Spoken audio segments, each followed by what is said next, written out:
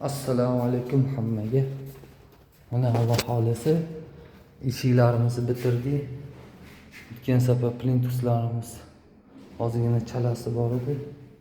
Ular bitirib, Alloh xolisi shunaqangi tekis chiqdi. O'zlaring ko'rib baho beraverasizlar.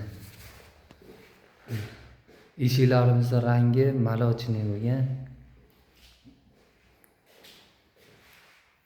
Men bundan bitta video qildim bu kvartiradan, yana endi u paytda to'liq bitmadi.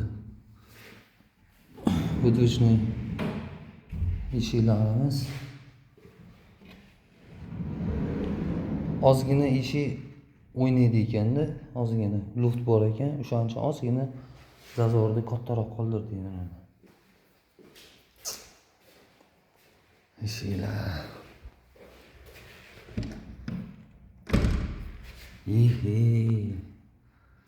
Zazorda qaranglar, zazorlama shunaqa bo'ladi.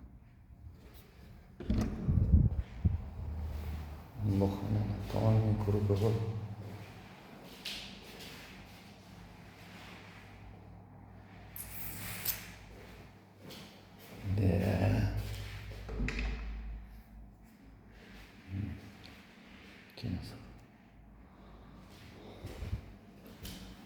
Daborlari bilan bo'lgan polni.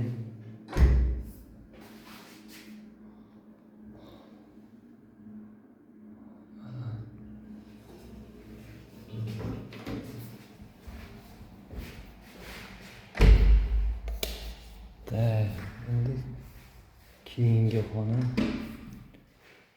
Shipirib tozalab musullar yig'ib berganmiz o'rtaga.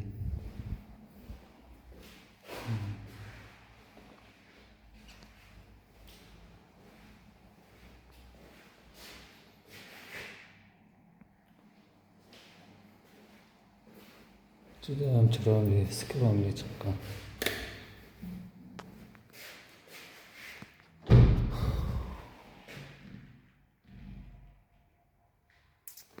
Endi buni o'rtasiga oyna qo'yilar ekan.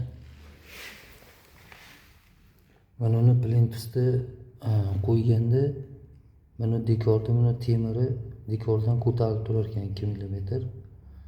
O'sha plintusni orqasini olib tashlab, har bitta temirni orqasini olib, keyin plintusni qo'yib bergan.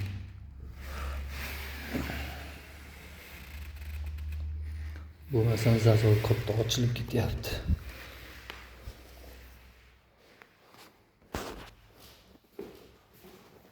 Shunaqa ishlar bo'lsa telefon qilaverasiz.